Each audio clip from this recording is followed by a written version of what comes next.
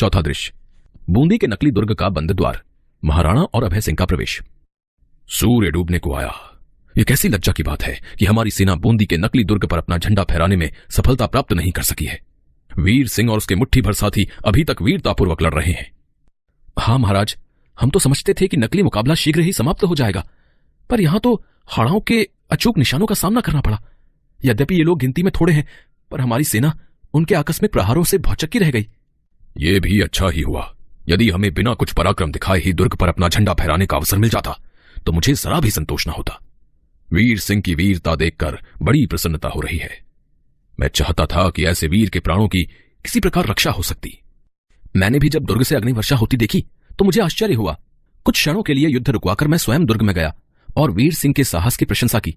साथ ही उससे अनुरोध किया कि वो व्यर्थ में अपने प्राण न खोए और आपके विरुद्ध हथियार न उठाए। परंतु उसने उत्तर दिया कि महाराणा ने हाड़ाओं को चुनौती दी है, हम उस चुनौती का उत्तर देने को मजबूर हैं। मेवाड़ में जब तक एक भी हाड़ा है, नकली बूंदी पर भी बूंदी की ही पताका फहराएगी।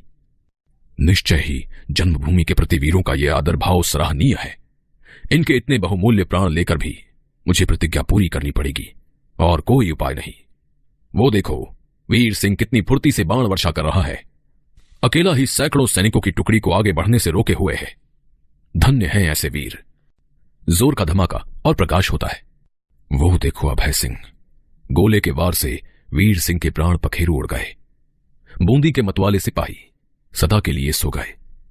जाओ, दुर्ग पर विजय पताका फहराओ और वीर सिंह के शव को आदर के साथ यहां ले आओ। अभय सिंह का प्रस्थान। आज इस विजय में मेरी सबसे बड़ी पराजय हुई है। व्यर्थ के दंभ ने आज कितने ही निर्दोषों के प्राणों की बलि ले ली। चारणी का प्रवेश। महाराणा, अब तो आपकी आत्मा को शांति मिल गई होगी। यह देखिए, बूंदी के दुर्ग पर मेवाड़ के सेनापति विजय पताका फहरा रहे हैं। चारणी, क्यों पश्चाताप से विकल प्राणों को तुम और दुखी करती हो? न जाने किस बुरी सायत में मैंने बूंदी को अपने अधीन करने का निश्चय किया था। वीर सिंह के बलिदान ने मेरी आंखों पर से पर्दा हटा दिया है। मैं देखता हूं, ऐसी वीर जाति को अधीन करने की अभिलाषा करना पागलपन है। तो क्या महाराणा अब भी मेवाड़ और बूंदी के हृदय मिलाने का कोई रास्ता नहीं निकल सकता? वीर सिंह के शव के साथ अभय सिंह का प्रवेश। चारणी, इस शहीद के चरणों के पास बैठकर मैं अपने अपराध के लिए क्षमा मांगता हूं, किंतु क्या बूंदी के राव तथा हाड़ा वंश का प्रत्येक राजपूत आज की इस दुर्घटना को भूल सकेगा? राव हेमू का प्रवेश। क्यों नहीं महाराणा, हम युग युग से एक हैं और एक रहेंगे। आपको यह जानने की आवश्यकता थी कि राजपूतों में न कोई राजा है न कोई महाराजा। सब देश, जाति और वंश की मान रक्षा के लिए प्राण देने वाले सैनिक हैं। हमारी तलवार अपने ही स्वजनों पर न उठनी चाहिए। हम सब राजपूत अग्नि के पुत्र हैं। हम सबके हृदय में एक ही ज्वाला जल रही है। हम एक दूसरे से कैसे पृथक हो सकते हैं?